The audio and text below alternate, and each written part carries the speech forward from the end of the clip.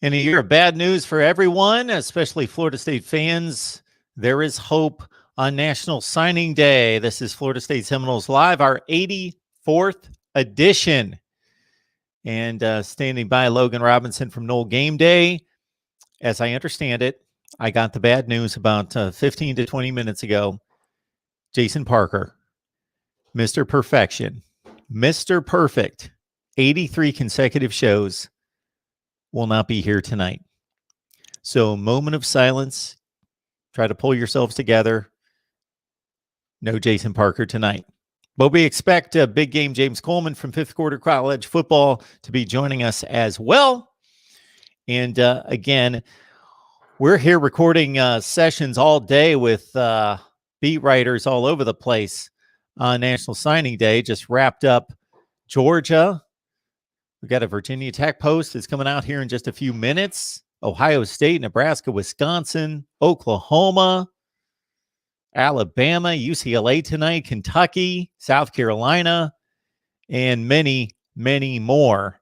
So I will certainly dive in the live chat here in the next few minutes, but we're awaiting the rest of our guys to talk Florida State football. And, of course, again, National Signing Day. The last time I checked, Florida State had the 31st ranked class in the country, according to 247 Sports Composite, but we'll get the lowdown from Logan and from James.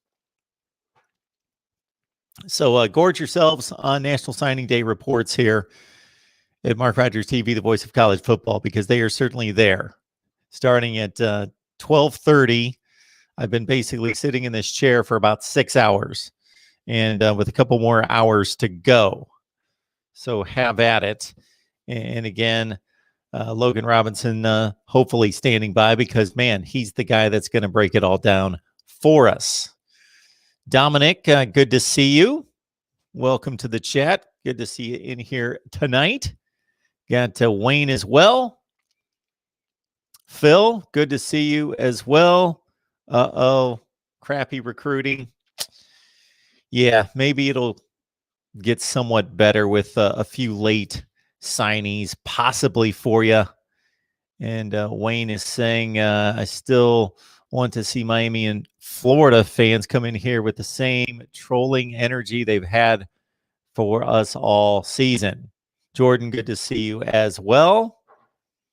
Brad with a Buckeye in here. All right. Now we get the show started. This is the only way we can do it because, man, I'm just killing time, Logan. Hey, how you doing? I'm glad I was able to make it just in time. I think, first of all, this is shocking. I mean, we need to alert the press. Breaking news, CNN, where are you? Jason, what's going on here? We've already had our moment of silence. I took that off the top, got it out of the way. Put your lighters up. Candle, moment of silence.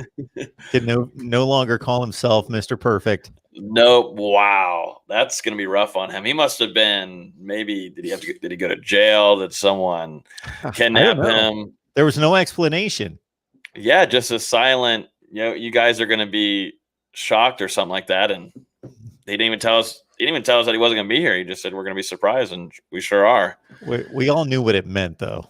Oh, yeah. Yeah. I knew that had to have been it because he hypes it up every time we get on here. So I knew it had to be that. So we'll hold it down for him. He's probably watching right now. Well, we are glad to have you, Logan. And yes. I'll let everybody know that right after we get off here tonight, I got courtesy Logan. I got Nate Greer lined up from Nole Game Day. So we're going to break it down as well.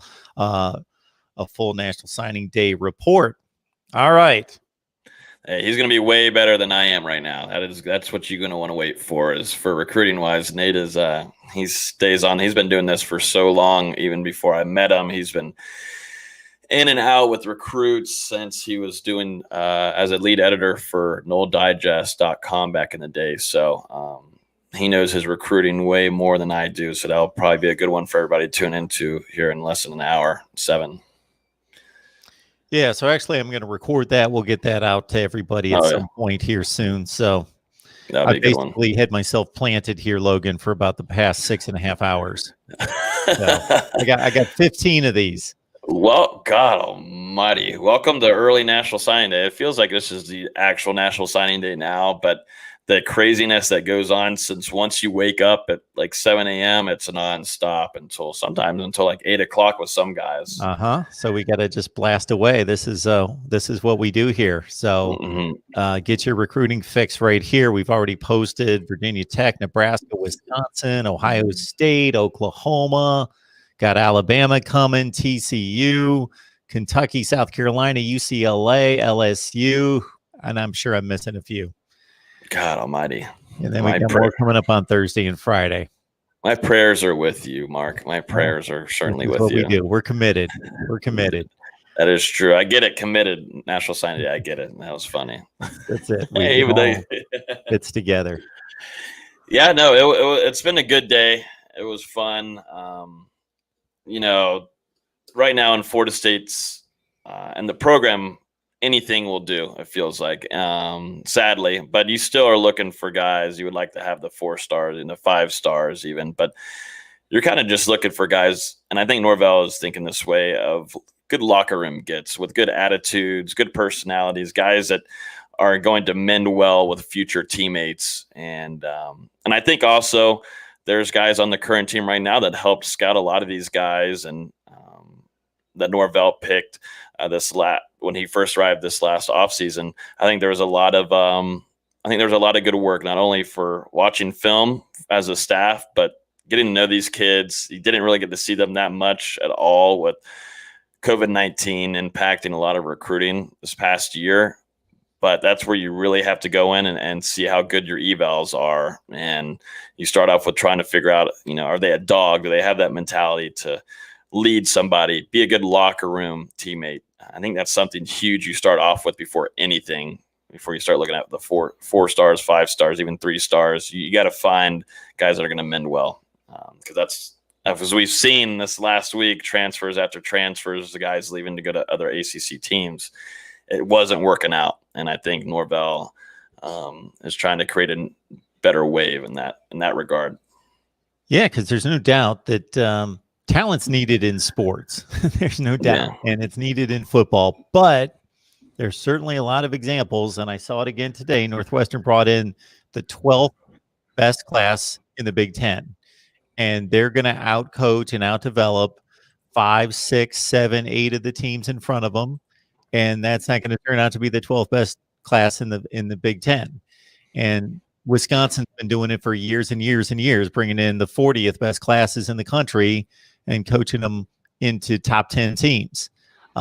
That's not necessarily the easiest way to do it, but it's not just all about the talent. You got to develop, you got to build them up, and you got to find guys that, in the process of recruiting them, in the process of having those conversations and building that relationship, you see what you're talking about, that hunger, that thirst, that desire, that mentality that, man, I'm a bad man and I'm going to get it done in the field. Yeah, no, Brian McFadden, they did a little early National Signing Day show from FSU today at 2 p.m. And he was kind of saying the same thing with you, Mark. Whenever you're looking after a player, you like to have that dog. You want that defense to be nasty. I mean, you want to have players come in and make an impact and have just a mean attitude. If you think about Florida State, definitely on the defense, you think of mean guys that can talk trash, but then also back it up. The last couple of years, you really haven't had that. You've had the trash talking, but you haven't had the backing it up. Maybe Asante Samuel Jr. is a guy that you can point towards that he didn't really do a whole lot of chirping. I'm sure he did. We just didn't get to hear it.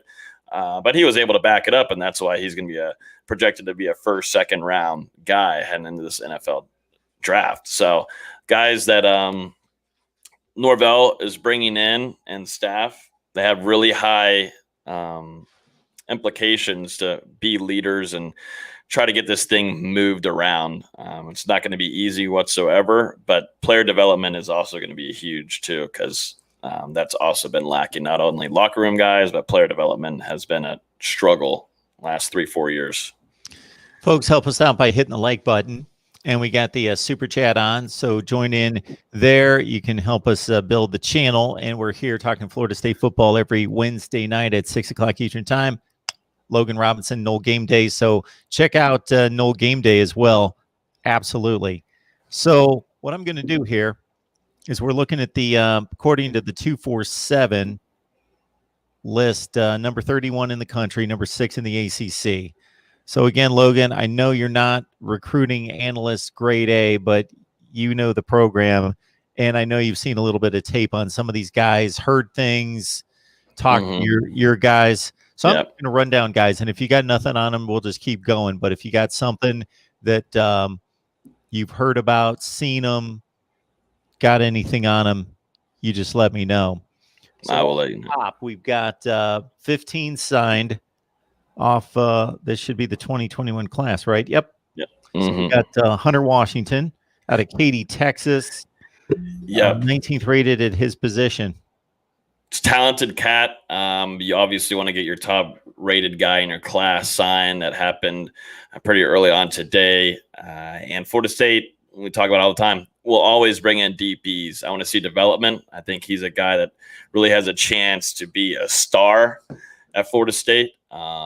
He ended up being practically a bell cow for recruiting after Luke Altmaier. Not even after, but he was right there with Luke Altmaier with bringing in guys for this class. So he's going to be really excited to get here in Tallahassee and compete because there's a lot of competition heading into this off season. Even the next season, the DB room is stacked no matter what. And there's some good talent there. So Hunter Washington, I think, has a chance to be a really good star. Got a defensive end, Chambray Jackson out of Orlando. Yeah, Florida State fans are happy about this because this was a need, a must-get kind of situation. Not only you bring in one, but you get a few others too. The guys that you are going to be able to develop too, Chambray Jackson might be able to move on the inside a little bit. Just going to be interested to see. I think, was it Adam Fuller said today that there might be a chance where he moves into a 3 technique. Might be saying a different player, but I believe that's who he was talking about. But Chambray Jackson, another guy that Florida State really wanted to stick and make him stick with signing. 6'2", 230, and athletic. I think also Fuller also mentioned that he was one of the most athletic defensive linemen he's seen in the country. So big get, and glad Florida State signed him today. Yeah, Chambray Jackson, 18th rated strong side defensive end, number 40 player in the state. Got Amarian Cooper. He's out of Lehigh Acres High School, Florida, cornerback. A lot of people were excited and had a lot of weight lifted off their shoulders today for Florida State fans because he's a guy that kind of was a little flimsy here and there. A lot of schools were after him and the end of it all. But Cooper sticks with Florida State. The LOI goes in.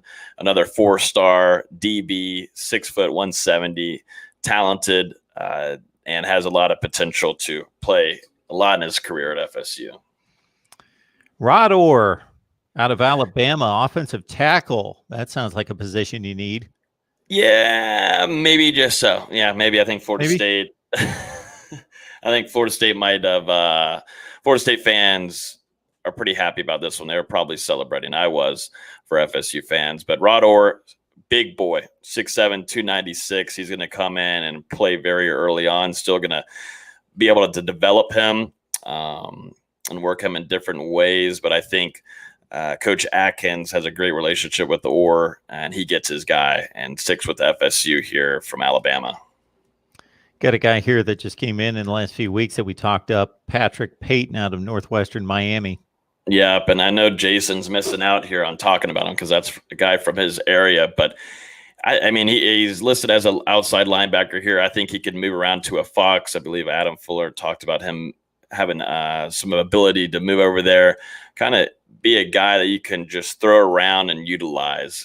I'm trying to compare it maybe to where you have like a Mari Gaynor almost type of situation here, because I think he's going to be used to rush a lot. But it's always good to sign a guy from the Miami area and kind of get that pipeline back going again. Obviously, Miami's been hot lately on the recruiting trail. Norvell's got to start sticking his feet in there and start taking up some guys. So Patrick Payton, I think, has a lot of potential to play early on. Yeah, he's the 22nd rated outside linebacker in the country. He's a top 50 player roughly in the state. Got George Wilson going up to Virginia Beach, weak side defensive end. Flips from South Carolina to Florida State. Big get. FSU fans, I think, were the most excited as a surprise kind of you want that national signing day kind of effect, and the guys picking Florida State over other guys, they actually grab a hat. That was practically the case here. George Wilson, 6'5", 215. And like I said earlier about Jackson, Sean Jackson up there, you need to build depth on the defensive end side of things. And George Wilson has that. He's skilled, and this was a quick get for the staff too. Relationships were a big thing here with FSU staff, and they're able to flip the cat from Virginia. Well, if anything, Mike Norvell is looking to rush the passer because this is the third defensive end coming in here. Byron Turner Jr. out of New Orleans. Yeah, once again, they're trying to get after the quarterback as they need. They know how thin they are. They're extremely, extremely thin at a defensive end. Florida State is. So Byron Turner comes in here from St. Augustine. He's a cat that has a lot of, I mean, I keep on saying it, but these are guys that have a ton of potential to play early on. Norvell, I think, talked about it in his conference today that, you know, they have the youngest team in the country on their roster right now that are playing. And a lot of these guys are going to have potential to play very early. But there's a lot of respect between high schools and teammates for Byron Turner Jr. So expect him to be a big competitor once he arrives on campus. Looks, based on the numbers here, looks like a JUCO ranking here with Joshua Burrell, wide receiver. This guy right here is he's got some skills. I'm wondering where really he's going to line up though. Honestly, I think there's obviously your wide receiver room still needs some more cats. But he's got a potential to play. I think he's a project, and it'll just take maybe a season or two. But I think Dillingham, they see something with him, and Ron Dugans will be interested to see now moving forward. And Ron Dugans, Florida State's wide receiver coach, how this impacts the rest of recruiting. But Coach Dillingham, Norvell, and Ron Dugans do see something in this guy, and 6'2", 212, a little bit of size on him. He's got a potential to play. David's a little disappointed here in the live chat. Doesn't get to watch Jason eat his dinner tonight. Oh, man. Now, that's something disappointing, too. I keep on seeing all the comments that they really want to try Jason's salad and really go on a date with Jason and get some food. But sadly, you can't be here tonight with us. Jason, if you're out there. Night of all nights. Yeah, Jason, if you're out there and you're kidnapped, man, just let them take you. Just let them take you. You know, if he's going to miss a show, this might count for two right here. It's National Signing Day. Oh, don't tell him that. Don't tell him that. He'll be pissed. All right, going up to Georgia for Brian Estes, center, 9th-rated player in the country at his position. Yep, strong cat. He's been working a lot during the offseason, mainly during COVID and all this kind of stuff going on before his season began. Big boy has just been working really hard in this offseason. He's been posting a lot of videos of him and his workouts, his lifts and everything. And Florida State and Coach Atkins will take anything on the offensive line, and they see something in this cat. So keep a lookout on him making an early impact too, because if you're looking at the center position right now, that thins away after the season. So keep an eye on it. Got Kevin Noles coming in from Hollywood. He's a cornerback. Yeah, he also played quite a bit of offense too during his time there in Hollywood, Florida. He's really skilled. I love his last name. It's going to work well here in Tallahassee. Great marketing idea for Noles. For branding, because, you know, here in a few years, you know, the NCAA is going to allow, you know, some guys to make some money, right? Hopefully. I mean, that's what they're saying. So great idea to working on State. that I think it's a great there. Branding move on his end and his family. But really, though, seriously, he is very talented, a quick guy, fast, has great ball skills, and good get for Coach Woodson. Got a question coming in here. Logan, if you have any idea on the take here from Dwayne concerning what is the status on Ron Dugans? Ron Dugans, I don't know if you could still hear me or not, but I think it. I got you. Oh, there you go. Now I'm You're good. good. All right. Ron Dugans. Yeah, there's been a lot of talk about him, and he might not have his contract renewed. I've been hearing things on that. If you guys are in our Discord, we've been talking about it, but there's been some chitter chatter that Ron Dugans might not have his contract renewed. There's been some talk of replacements out there, so something to keep an eye on heading into the next 2 or 3 weeks on the situation there. But that's why I think things are going to be interesting. And when you're looking at possibly landing more wide receivers later this week, maybe potentially, or heading into National Signing Day, that's where things get a little interesting, where I start thinking, the Ron Dugans effect, if he's staying, if he's not. But we'll find out here after National Signing Day. Jackson West, tight end, coming in from Alabama. A guy that, is going to join our room. We were talking about it earlier in our chat that there's so many tight ends right now for Florida State. There's a great amount over a handful of them, but 6'4", great size, 230. I'll be interested to see how Florida State uses them. Dominic letting us know, Logan, you'll feel good about this. I really love Florida State. They are my 4th favorite team in college football. Really appreciate it, Dominic. Thanks for coming to hang out with us. And I'm glad we're on your top 5. I'm glad that we made your top 5, Dominic. I don't even want to know if I want to know your top 3, honestly, but really appreciate it. I don't know that a lot of people keep lists of their favorite college, like their number 12, their number 14.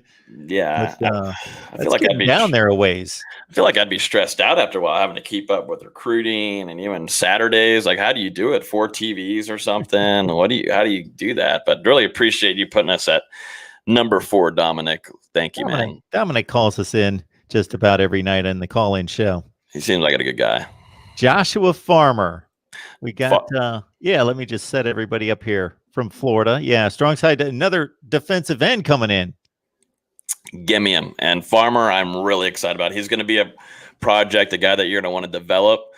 But I think he just has raw instincts, man. I think he's quick. I think he's fast. I think he did work his tail off this offseason. He had some videos going out. And, man, he's quick. He's been working a ton. I think he has a lot of upside. I think he has a good relationship with Coach Odell Higgins, and coming right near us here in Tallahassee, practically over there in Gadsden County.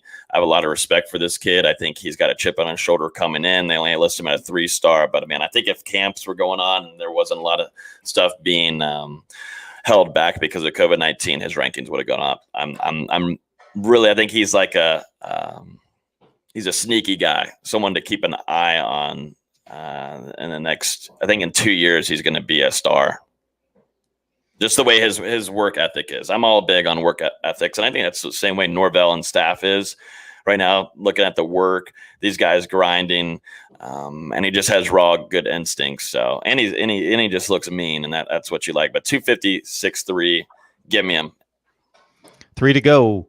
Jordan Eubanks out of Texas, outside linebacker. Need it. Like we talked about earlier, this is the youngest team in the country, linebacker-wise, too, for Florida State. You're practically, except for Emmett Rice, you've been playing a ton of DJ Lundy. You've been playing a ton of Steven Dix Jr.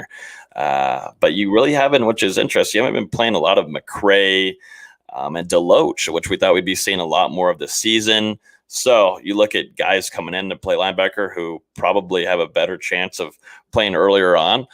Look at Jordan Eubanks, still going to be a little project kind of guy, but 6'2", 200 coming in. And obviously Florida State is in need of always trying to build that linebacker unit under Chris Marv. Brad Highwood, Mark, are they allowing any fans in Indy Saturday? Big Ten championship game, Ohio State Northwestern. No, the Big Ten has said that they are staying with their year-long protocol there, just with the friends and family there for the Big Ten championship game. All right, now we got Kobe Gross coming in from California at tight end. Kobe Gross I'm sure Nate will bring him up tonight or whenever y'all talk on y'all's video, but Kobe Gross has been practically your bell cow. He's been a guy that comes JUCO. He's one of the top rated JUCOs at tight end. I think he can make an impact. He doesn't have a lot of film to go off of, but he moved all the way from California over to Tampa just for the whole sole focus this season, to be near campus, to be able to go to games and watch them and also train. So he's a hardworking guy. He's a good kid. I really like his attitude. That's what I'm starting to find, because a lot of these guys we've interviewed, we've talked with, we've heard things. These guys just have really good personalities. They're not really stuck up. I feel like Kobe has, I'm related to basketball, but if I feel like Leonard Hamilton would really like to have Kobe Gross on his sideline, on his court. So I'm just looking at him and that kind of personality and work ethic that he brings. Leonard Hamilton is having great success right now on the basketball court. And the main part of that is because how they built as a family and how they have their energy. And that's what Kobe brings, honestly. Yeah. What do you think is the biggest crossover position, football to basketball? Is it tight end, defensive end? That's a good question. Wide receiver? I don't know. Yeah. I know Malachi Wideman was, predicted, to be a Nole at one point, and he flipped, or he's no longer, and that's no longer the case for him. And there was some talks about him going over to work with Leonard Hamilton and play basketball because he's extremely talented, but I'd probably say a little bit of wide receiver too. But Kobe Gross, I could see him on the inside. He's just, I think he's a great kid and is ready to get to work, and been a Noles since he practically got the offer. So just one of those guys you like to have on your team. And last, and we'll see eventually once they hit the field and the recruiting rankings go right out the window, and it's all about who can perform on the field. Shaheem Brown, outside linebacker. Yep, and this guy actually played, I believe, a little bit of DB too. I think Adam Fuller was talking about it on his show. Played some DB, and once again, you're got a guy that's, you can move around a little bit, maybe like a Patrick Payton almost a little bit, maybe just a little bit lighter, but he's a cat that's going to be able to move, and it's going to be a developmental guy. But Coach Woodson really sees something in him, and it'll be interesting to see how his camp goes. But a little quick and what do you call it? He's just a little quick guy. Dominic, hey Mark, any college football playoff ranking updates? So basically, Dominic, how this situation works is they release the rankings on Tuesday night, and then there's no update until the next one that they bring out. So that's pretty much how that works. So we ran down the rankings last night, gave our analysis, had the big call-in show, and that's the rankings. Those are the rankings until Sunday when the last big reveal comes out. Did Florida State get gypped again? I mean, in the college football playoff? They did. I think they're at 26. They're okay? Just off the board. I didn't watch it, but I have a feeling once again, I always tweet them saying they've probably screwed Florida State. Yeah. There was another big old signee that might have not just been like one of these young cats, Mark, but obviously has been the talk of the town, and in Tallahassee has kind of just woken up this whole town, I'll be honest with you. Down at the bottom, Mackenzie Milton. Yeah. Your 4-star now from 247 on their rankings, ranks him now as a 4-star quarterback. Man, what a get. Obviously, he came into Florida State, and we talked about it, and Jason was talking about where he wouldn't even want him, even if he wasn't going to play, that he wouldn't even want him in the locker room. That was Stephen A. Smith. We need Stephen A. Smith here to tell him that was blasphemous. I'm sure Jason will watch this, but that was blasphemous. I think Jason knew it too. But that was that just to stir us up. Does he do that just to get us going? I think so. It would be not a boring show, but it would have been a lot more laid back. It kind of makes you get up a little bit and kind of get fired up, But no, Mackenzie Milton, and I think the biggest addition. I've been preaching about locker room because it's huge for FSU and what Norvell wants. But Mackenzie Milton, great storyline, has been told. We've heard numerous things throughout the last couple of years. Definitely this week on Milton and what he brings to the locker room. He's a winner. He's going to be bringing a winning culture. He's going to be bringing personally to him a winning streak that he has. And he's just talented. He's going to also bring possibly transfers. He's going to bring recruits. I think there's still some out there that we've heard that Mackenzie's working on. So I don't think it's not quite over for FSU's class whatsoever. I know the FSU staff has said it, but Mackenzie Milton is out there on the recruiting trail himself, and it's going to be hard to find some guys turn down a good quarterback like that. James said it last week when he said that you generally, if you're Florida State, you want guys that think that they can move on to the next level. So they're looking at a program thinking, can that program get me there? And obviously there are 100 programs in the country that are elevating players into the NFL ranks, but do they give me a better chance? Like, could it be the difference going Florida State versus somewhere else?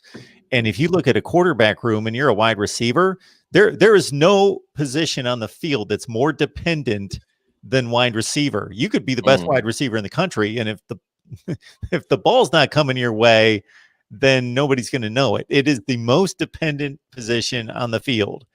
And if you can't trust that quarterback, and suddenly you see, okay, Mackenzie Milton, all I got to do is look at the stat sheet, or if I've been paying attention for the last 3 or 4 years, this dude's been winning games and playing up against, really good defenses, and he can get the job done. So I know what he brings to the table. It's on the stat sheet versus a bunch of unknowns. Yeah, no, and just go on YouTube just for 2 minutes, and you kind of know what you're going to get from him. He's a guy that is going to get the ball to the wide receiver, and it's usually going to be in a great spot. And that's something for Florida State.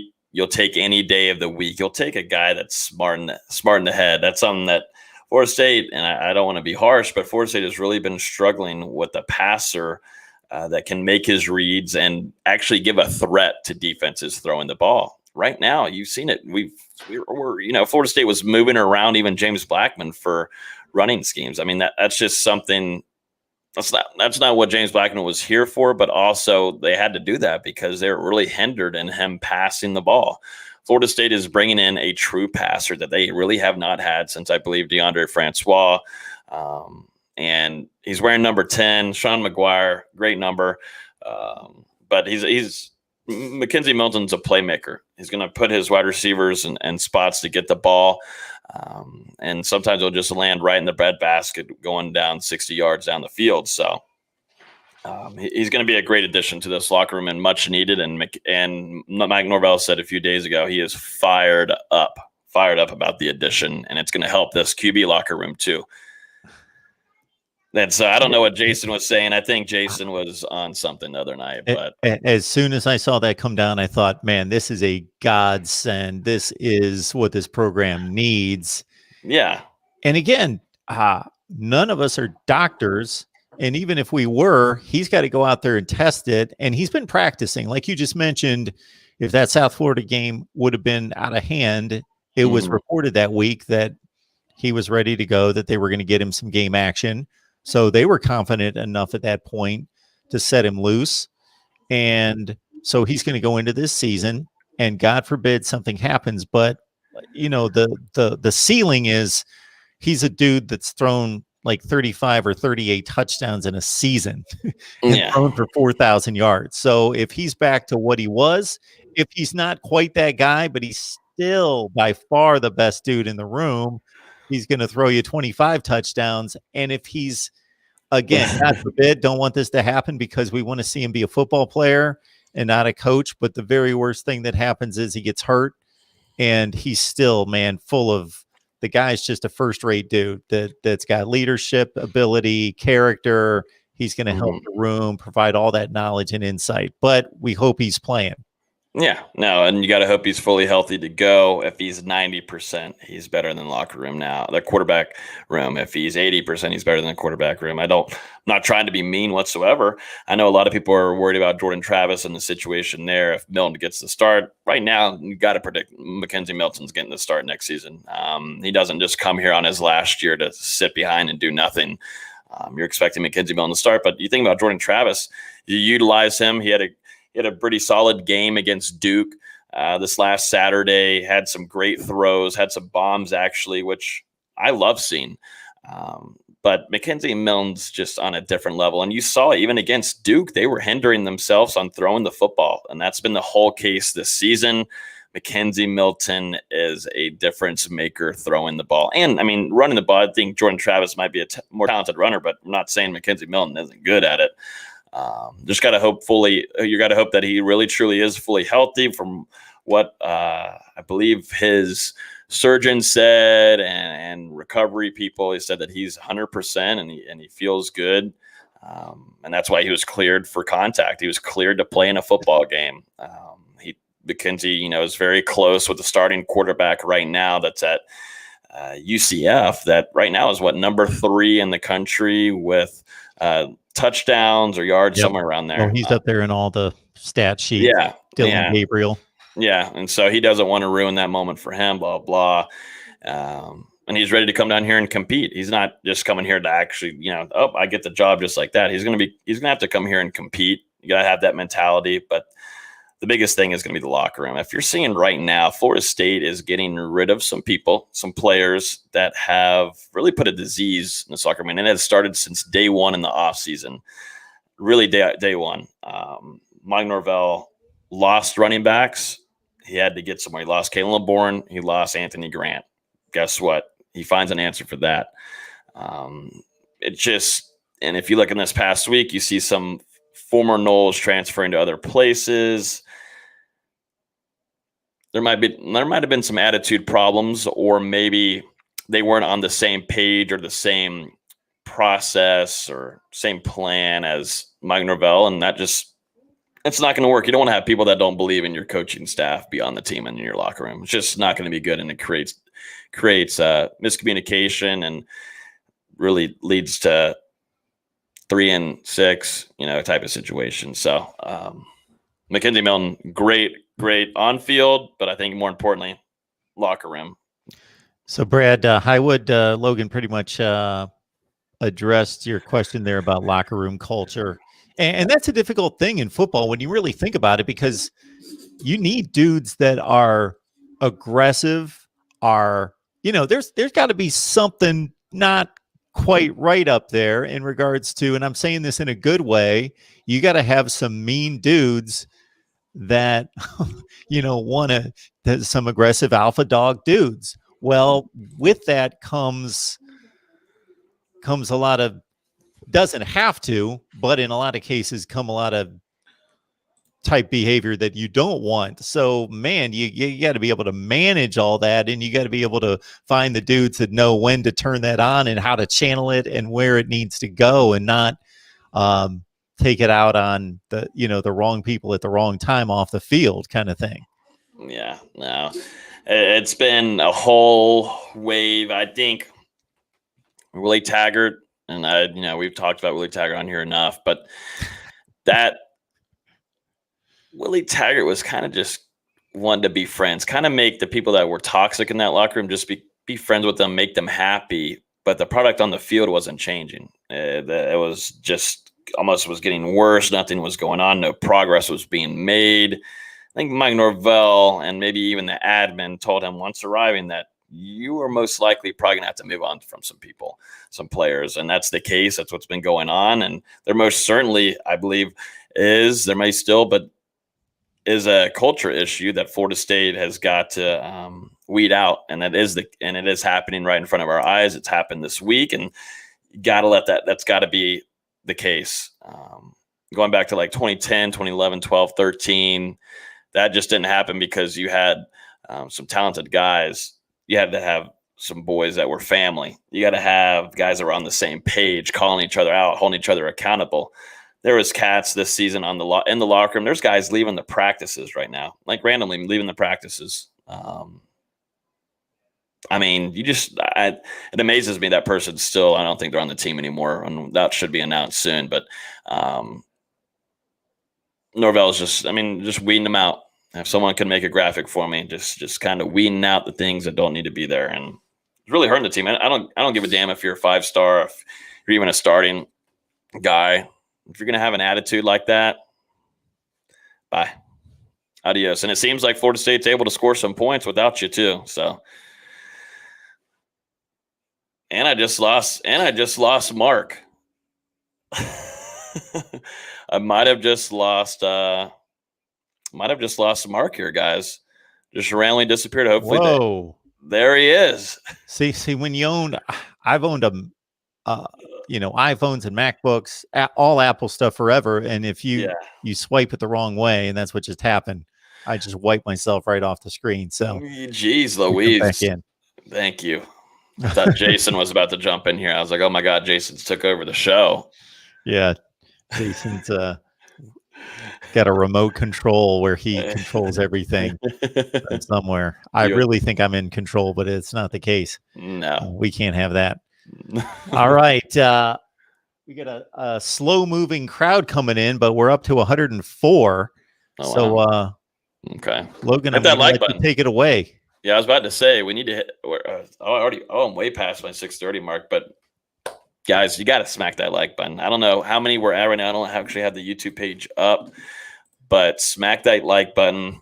Hit the subscribe also, because you'll be notified whenever we go live. Hit that bell so you'll be notified when we go live. We do this every Wednesday. This is actually practically our last game week live stream. We've already made it, Mark. We've been complaining about not having football. We've been looking forward to it all season, but at least for FSU, this could be the last game of the season if Florida State doesn't find a bowl game.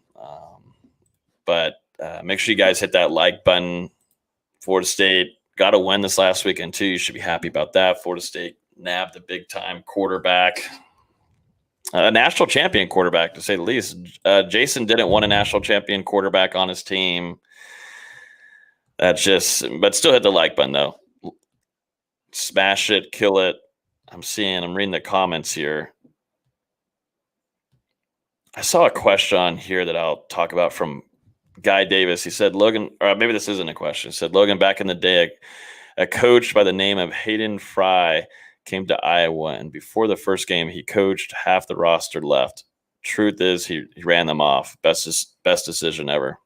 Yeah, and that's kind of practically what the Norvell effect is doing. And best of luck to these guys that are leaving. Best of luck to them. Florida State's going to see a lot of these guys. They're going to see a lot of these guys on the field too, which is going to be really fun. It makes it way more fun on Saturdays to see your former teammates that left you. Sometimes it's got to get worse before it can get better, because, if you're kicking guys off, then, and even though that might be the right move initially for the next several weeks, or maybe the rest of that season, you're removing guys that were like key backups, or maybe even a starter, and the guy that's going to fill in for him immediately may not be quite the player, but it's going to be better for your locker room and for your program in the long run. Yeah. So Logan, we got this matchup with Wake coming up here on the road at noon on your favorite network, the ACC network. And so how do they approach this game in regards to, do you treat this as a glorified scrimmage, or, do you, in terms of the way you work in the personnel, do you look at this any differently than you would any other game? I think it's about as easy as it gets. Wake Forest is going to score a lot of points, and Florida State's defense is blah. That was pathetic that Florida State allowed Duke to score 35. I don't know if I talked about it on here or maybe on our podcast, but I said if we kind of I have an interference here. What's going on, Braden? Give me a second. I'll be out there in a second. Give me 5 minutes. 5 minutes. All right. All right. No, you go in there real quick. I'll be right back. But that's ridiculous. 35 points from Duke. That's silliness. And practically for the most of the game, a backup quarterback. That's atrocious to me. That's just silliness. That's why there's been talks of the boosters pushing for a new defensive coordinator. But going back to the game, Florida State is going to have to score points, which they did against Duke. That was nice. A lot of younger guys getting in there to score. Tua Philly had a great game against Duke. It's going to show why maybe Webb transferred to go get closer to home, but still, you're looking at a running back room that had a great game against Duke. They're going to have it again to put up some points to keep up with Wake Forest, because if that's not the case and Florida State isn't having any kind of threat and putting up points on Saturday, it's not going to be close in my opinion. Wake Forest isn't phenomenal on defense. That's why I believe this offense is going to be able to move. Luckily, it seems like Jordan Travis got out of a game and survived without being injured or really scraped up too much. So Florida State should have some offensive play. But the running backs, I think, are going to have to be utilized a lot, because I thought Corbin and both Toa Philly had probably their best games of the season on Saturday. Got 122 on the line. Appreciate everybody jumping on board here for some Florida State talk on National Signing Day. Of course, we got Logan Robinson on the line from Nole Game Day. He's got just a couple minutes with us. So, Logan, before you head on out, I want you to get everybody set on what you guys deliver there on Nole Game Day and where they can find it. You can find us at NoleGameDay.com. We're also doing a podcast every week called Hear the Spear. You can find it on iTunes, SoundCloud, Spotify, Google Play. It's everywhere. You guys can go hit the subscribe button over there, and y'all be notified to release a new episode. We're also in our Discord that Jason makes fun about because I bring it up all the time. But we just hit 1,300 members in there. If you guys want to come hang out and talk college football, NFL, basketball, NBA, everything. But obviously the big day today was recruiting and all of that kind of jazz. So it's been a busy last week or so. Definitely basketball coming up too. So that's all of our stuff at Nole Game Day, and we're all across socials too if you want to hang out with us. All right, good stuff. Well, Logan, we will let you get back at it. And as you can see, I'm hearing the Alexa go off every 30 seconds. I'm hearing yelling out there. I was hoping everybody just pray for me. Also, should I do my prediction real quick? Oh, yeah, we got predictions. Go to it. I don't believe in Florida State's defense, and I'm not trusting the Adam Fuller hire yet. I'm not feeling it. But I want to be positive. I want to end on an optimistic note. And I think Jason would too, because he usually always 90% picks Florida State. So I'm going to go Florida State wins this game 41-37. They end the season 2-0 and hopefully look for a bowl game. So I'm being optimistic here, but I saw a lot from those two running backs. I saw Corbin really hard to tackle last Saturday. I thought he played one of his best and toughest games all season. And Toa Philly has that Baby Nine's just got that extra juice with him. I like it. And I think hopefully they don't try to run up the inside anymore. They try to go left and right, try to maybe throw a few more bombs, and Florida State can have a game on Saturday at noon on our favorite network, on ACC Network. So my predictions are over there on Patreon. So you get the insider look at Mark Rogers TV. You get the predictions from me. We got a handicapper that comes on, Steve Merrill, and you also get exclusive live streams and live chats, and also watch parties. But hey, it's the last regular season game. We may not get a bowl game, so I'll give you a pick here. I'm going to say Wake wins it 41-30. Okay. Wake 41-30? Yeah. Okay. Well, we have to go against each other anyways. It makes for a better show when we get back on here. After this, what are we going to talk about? Basketball, right? I thought, after the season's over, basketball. It's always football. It's got to be. We will find things to do. If I got to bring a list of topics, I will. That's what we have to do every offseason. It's going to be crazy that at least Florida State's wise, if they don't have a ball game, we're already heading into the offseason. But I think it's going to be a very entertaining one. At least we're going to have a lot to talk about. But I'm trying to be optimistic that Florida State's going to win it off. If they finish off the season 2-0, that's definitely a lot more optimistic, because if you think about it, they don't have a bowl game. The next game is Notre Dame at home. Yeah, let's get a bowl game and get some more reps in. Exactly. Please. God knows when we'll have another spring again. Jeez, with this whole COVID-19 thing going on. All right, everyone. Appreciate you stopping by. Again, make it a habit every Wednesday night, 6 o'clock Eastern time. Logan, have a good one. Appreciate you being here. Thank you as always. Y'all have a good evening. Enjoy the rest of y'all's week.